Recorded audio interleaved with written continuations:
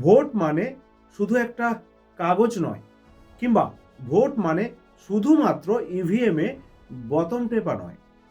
Vote মানে নিজের কথা বলার একটা অধিকার।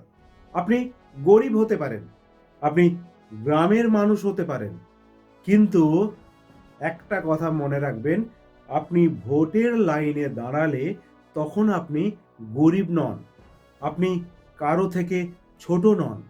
একটা ভোট একটা আশার আলো, একটা ভবিষ্যতের সিদ্ধান্ত। বন্ধু, কারো কথায় নয়, নিজের বিবেকের সিদ্ধান্তে নিজের ভোট নিজে দিন। কারণ আজকের ভোটই আগামী দিনের পথ তৈরি করতে পারে। দেশের ভবিষ্যৎ উজ্জ্বল হয়, আমরা ভালো থাকি। ভোট মানে দায়িত্ব, ভোট মানে নিজের সিদ্ধান্তকে বেছে নেওয়া।